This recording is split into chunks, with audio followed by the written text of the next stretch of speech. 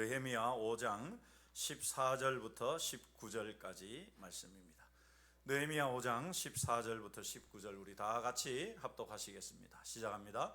또한 유다 땅 총독으로 세움을 받은 때 곧 아닥사스다 왕 제20년부터 제32년까지 12년 동안은 나와 내 형제들이 총독의 먹을 먹지 아니하였느니라. 나보다 먼저 있었던 총독들은 백성에게서 양식과 포도주와 또 은 40세겔을 그들에게서 빼앗았었고 또한 그들의 종자들도 백성을 압제하였으나 나는 하나님을 경외함으로 이같이 행하지 아니하고 도리어 이 성벽 공사에 힘을 다하며 땅을 사지 아니하였고 내 모든 종자들도 모여서 일을 하였으며 또 내 상에는 유다 사람들과 민장들 150명이 있고 그 외에도 우리 주위에 있는 이방 족속들 중에서 우리에게 나아온 자들이 있었는데 매일 나를 위하여 소 한 마리와 살찐 양 6마리를 준비하며 닭도 많이 준비하고 열흘에 한 번씩은 각종 포도주를 갖추었나니 비록 이같이 하였을지라도 내가 총독의 녹을 요구하지 아니하였음은 이 백성의 부역이 중함이었더라.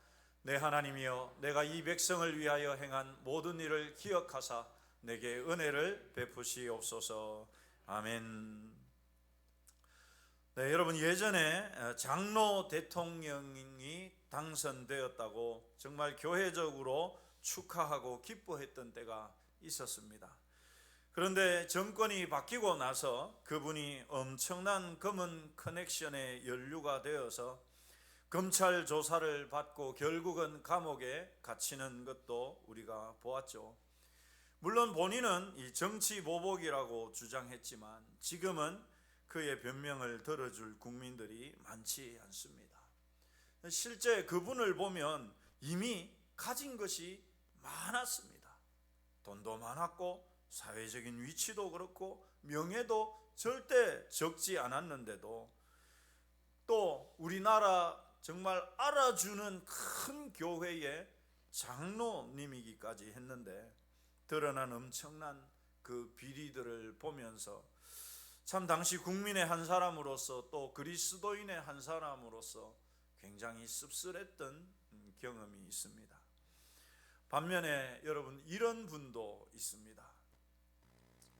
유한양행의 창립자이자 초대 회장이었던 유일한 회장님이죠. 이분의 일화는 워낙 유명해서 목사님들의 설교에 예화로 많이 인용되어서 아마 한두 번쯤 들어보셨을 거라 생각합니다. 이분은 이 대기업이었던 유한양행의 회장이면서도 얼마나 깨끗하게 투명하게 경영을 했는지, 회사가 커지니까 이제 이 박정희 대통령이 청와대로 불러가지고 정치 헌금을 좀 내라고 이야기를 했습니다. 그 자리에서 이 유일한 회장님 딱 잘라서 안 됩니다, 못합니다. 참 배포가 대단하죠, 여러분. 그리고는 청와대를 나왔습니다. 어떻게 됐을까요? 박 대통령이 세무서장을 불러가지고 털어라, 유한양행 철저하게 세무조사해라. 그래서 직원들이, 세무서 직원들이 쳐들어가서 샅샅이 훑었습니다. 그런데 흠잡을 게 하나도 없는 거예요. 그래가지고 대통령이 와가지고 깨끗합니다, 털 게 없습니다. 박정희 대통령 대노해가지고 니 제대로 안 했는 거 아니야? 잘라뿌고 그 세무조사했는 직원을 잘라버리고 다시 다른 사람을 세워서 2차 세무조사를 시킵니다. 여러분, 한 번 세무조사했는 그 회사를 곧바로 2차 세무조사를 하는 예가 없습니다. 그거는 도의에 맞지도 않거든요. 그리고 그렇게 2차 세무조사를 했으면 여러분, 그 담당자가 얼마나 철저하게 털지 않겠습니까? 유한양행에 가서 2차 세무조사를 했습니다. 그런데 너무 깨끗해요. 흠잡을 게 없어요. 그래가지고 다시 박 대통령한테 가서 깨끗합니다, 너무 깨끗합니다. 그러니까 말도 안 되는 소리 하지 마라. 흠잡으려 하면 왜 흠잡을 게 없어? 다시 3차 세무조사를 시켰습니다. 전무후무한 일입니다. 세 번째 세무조사까지 받았습니다. 그런데도 깨끗하다.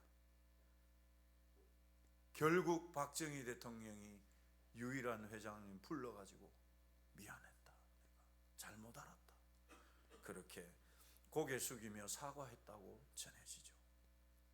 사랑하는 성도 여러분, 저와 여러분은 모두가 그리스도인입니다. 그리스도인이란 말은 예수쟁이라는 말이죠. 우리 좌우로 한번 인사하십시다. 예수쟁이입니다. 제가 예수쟁이입니다. 여러분, 이 장이라는 말과 쟁이라는 말이 있죠. 장이라는 말은 기술자, 전문 기술자들을 말해요. 그래서 대장장이는 쇠붙이를 잘 다루는 기술자, 전문 기술자를 장이라고 부릅니다. 쟁이라는 말은 무언가 그 어떤 특성을 가지고 있는 사람을 말합니다. 그러니까 예수쟁이라는 말은 무슨 말이냐? 예수님의 특징을 가지고 있는 사람이라는 말이에요.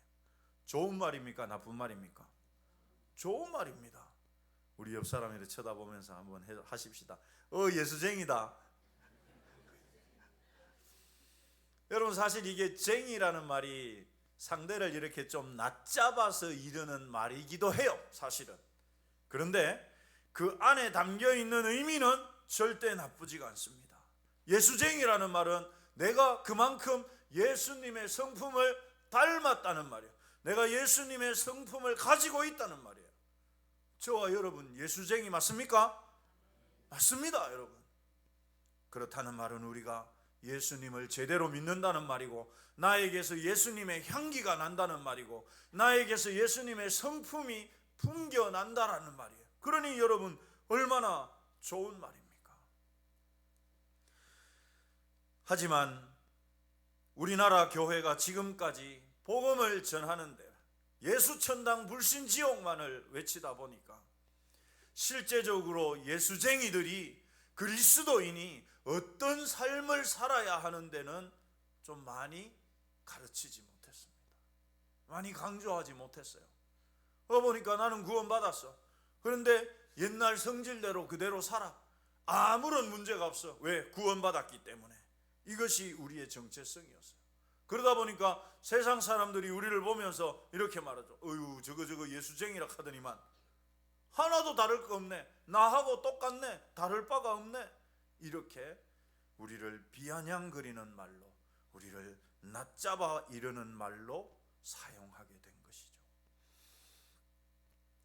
여러분, 오늘 우리가 읽은 본문은 약 두세 주 전에 기도를 앞세우는 인생이라는 제목으로 나눈 이 느헤미야에 관한 말씀입니다. 느헤미야가 페르시아 왕의 최측근에서 당시 고국의 상황을, 너무도 비참한 고국의 상황을 듣고서는 이스라엘 총독으로, 예루살렘 총독으로 파견해 달라고 해서 그렇게 파송받아서 예루살렘에 왔죠. 와서 보니까 온 국토가 황폐했고 백성들의 삶은 엉망진창이었습니다. 그래서 느헤미야는 하나씩 개혁해 나가고 에스라와 더불어서 백성들의 신앙 부흥을 주도해 갑니다. 오늘 본문은 느헤미야가 이렇게 나라를 바로 세우는 그 중간쯤에 있었던 개인 고백입니다. 이런 느헤미야의 모습에서 우리가 어떻게 그리스도인으로 살아야 하는지, 어떻게 예수쟁이가 되어야 하는지를 배울 수가 있습니다. 여러분, 첫 번째, 이 느헤미야가 어떤 사람이었는지 우리 다시 같이 읽어보시죠. 시작합니다. 또한 유다 땅 총독으로 세움을 받은 때 곧 아닥사스다 왕 제20년부터 제32년까지 12년 동안은 나와 내 형제들이 총독의 녹을 먹지 아니하였느니라. 여러분, 이게 무슨 말입니까? 총독이 마땅히 그 자기 봉급이 있지 않습니까? 그걸 받아야 되는데 받았다는 말입니까? 안 받았다는 말입니까? 안 받았다는 말이에요. 그럼 왜 안 받았느냐? 여러분, 왜 안 받았느냐? 당시에 총독들은요, 백성들로부터 페르시아 제국에 바치는 세금을 거둬들입니다. 그 세금들을 거둬들여서 많이 거두면 일정 부분은 제국에 바치고 나머지는 전부 자기 봉급이 되는 거예요. 그러니 여러분, 많이 거두면 거둘수록 좋습니까? 안 좋습니까? 총독은 좋은 거예요. 그러니까 백성들의 고혈을 짜면서 그 힘든 상황 속에 있는 백성들을 더 힘들게 누르면서 나올 게 없어도 짜면 나오게 돼 있다 이러면서 막, 그래서 실제로 이 느헤미야 앞에 있었던 총독들은 전부 다 그렇게 했습니다. 나보다 먼저 있었던 총독들은 백성들에게서 양식과 포도주와 또 은 40세겔을 그들에게서 빼앗았고 세금으로 거둬들이는데 빼앗았어요. 강제로. 뿐만이 아니라 그들의 종자들도, 이 총독의 종들까지도 백성들을 압제했어요. 이 상황을 이 느헤미야가 보니까 마음이 너무 아파. 백성들의 삶을 보니 마음이 너무 아픈 거예요. 그래서 느헤미야는 세금은 올려보내되, 나라에 세금은 올려보내지만 그것에서 더 받아가지고 자기 몫을 따로 챙기지는 않았다는 말입니다. 그런데 여러분, 그것도 12년 동안, 1년 2년 그냥 해준 것이 아니라 무려 12년을 그렇게 했습니다. 그런데 여러분, 왜 느헤미야가 그렇게 했느냐? 백성들의 삶을 보니까 안타깝고 힘들거든. 그러니까 그들에게 조금이라도 짐을 덜어주기 위해서 덜어주려고 그렇게 했던 거예요. 그런데 오늘 본문 말씀을 보면 느헤미야가 그렇게 했는 더 중요한 이유를 밝힙니다. 그 이유가 15절 하반절에 나오는데 같이 읽겠습니다. 시작합니다. 나는 하나님을 경외함으로 이같이 행하지 아니하고. 이같이 행했다라는 말은 그 앞에 전임 총독들처럼 했다는 말. 여러분, 관행이었고 누구나 총독이 되면 그게 당연히 그렇게 하는 일인데, 이 느헤미야는 그렇게 하지 않은 이유가 뭐냐? 그렇게 하지 않은 이유가 바로 느헤미야가 어떤 사람이기 때문에요? 하나님을 경외하는 사람이기 때문에. 여러분, 예전에 제가 이 설교를 하면서 예화를 들었던 게 있죠. 어느 정신병원에서 오랫동안 정신병원 환자들이 가족들하고 격리되어 있었으니까 그 병자들을 위해서 가족들을 초청해가지고 하루 좀 이렇게 환자들하고 같이 있는 시간 보내게 해주려고, 맛있는 음식도 먹게 하고 그렇게 해주려고 가족들 다 연락하라고. 한 사람이 자기 부모님은 안 계시고 이모가 있어가지고 이모한테 망설이다 전화를 했는데, 이모가 뭐라 합니까? 야, 그날 주일이라서 내 교회 가야 돼서 안 돼! 하고 전화를 끊어버렸죠. 여러분, 우리 그리스도인이 예배 드리지 말자, 주일날 빼먹고 그런 데 가자, 이런 거 말씀드리는 거 아닙니다. 우리가 정말 신앙인이라면, 우리가 진짜 신앙인이라면, 내가 정말 예수쟁이라면 예수님의 그 성품이 나에게 있어야 하지 않겠습니까? 아픈 사람 좀 눈물 닦아주고, 울고 있는 사람 같이 손잡으면서 같이 울어주고, 마음이 힘든 사람 가가지고 위로해주고. 여러분, 많은 경우 그리스도인들이 자기 신앙생활을 도구화 시킵니다. 예를 들어서 회사에서 같은 팀이 어떤 프로젝트를 하나 막 맡아서 진행하기로 했어요.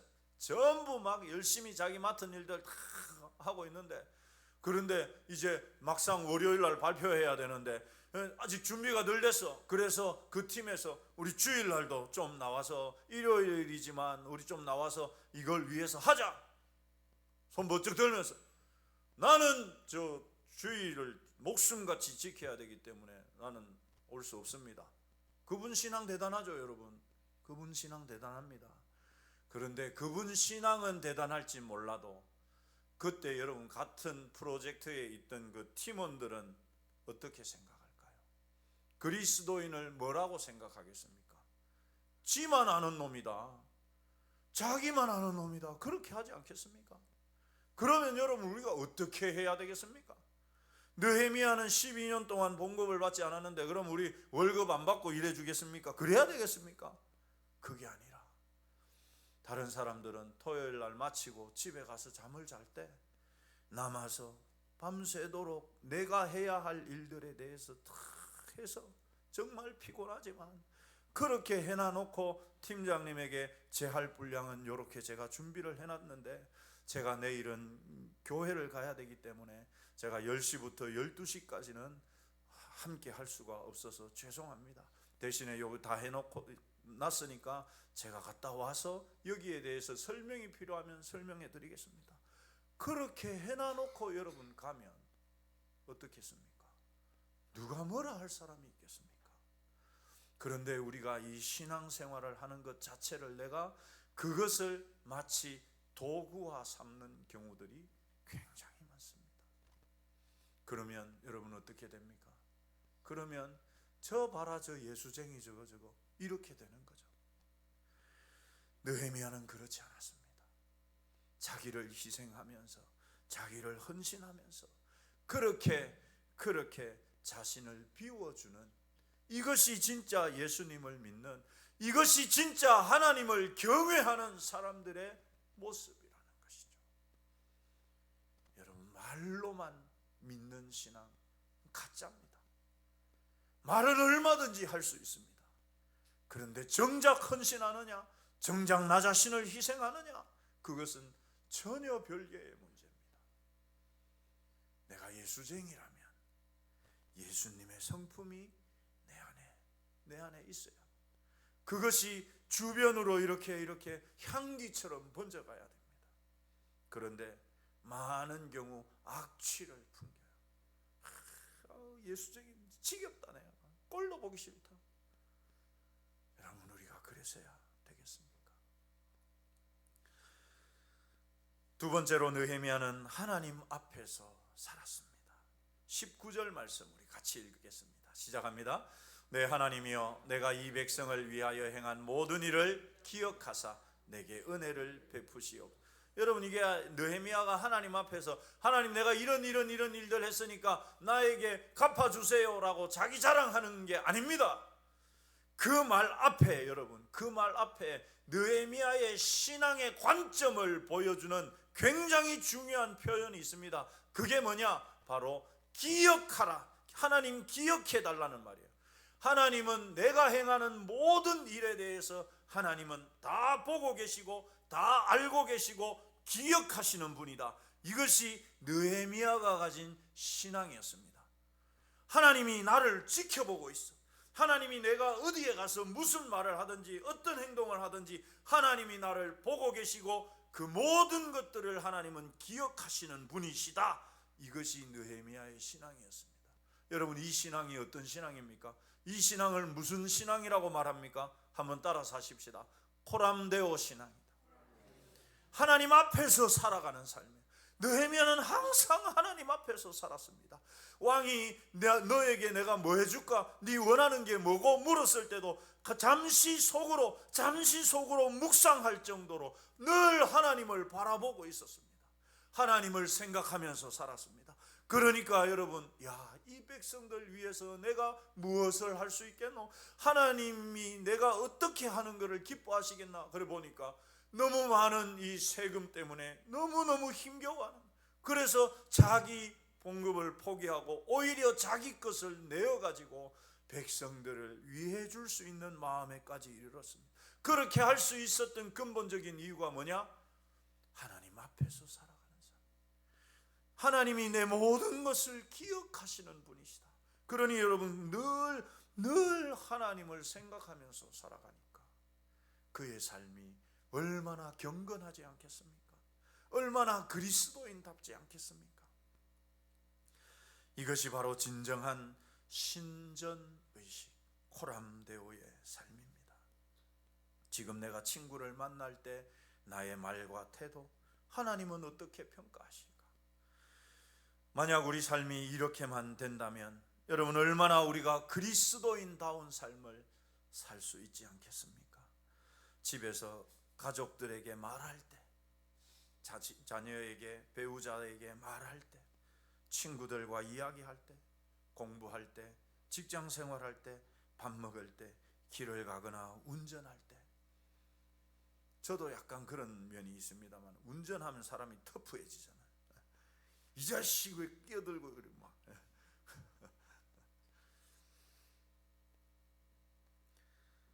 사랑하는 성도 여러분, 우리가 바로 그런 순간순간에 하나님을 의식한다면 우리 삶은 분명 달라질 것입니다. 그리고 그런 우리의 삶 자체가 바로 전도지가 되고 복음이 될 것입니다. 사랑하는 성도 여러분, 예수쟁이, 이 말은 우리를 놀리는 말이 아닙니다. 사람들은 놀리는 말로 쓰더라도 나는 그것에 자부심을 가지면 돼요. 굉장히 아름다운 말 아닙니까? 우리 한 번 더 따라서 하십시다. 나는 예수쟁이입니다. 여러분, 이 예수쟁이라는 말의 의미를 정확하게 아시고 정말 그 이름에 걸맞는 그런 믿음의 삶을 세상 속에서 당당하게 살아가시기를 주님의 이름으로 축원합니다. 시간 기도하겠습니다. 하나님,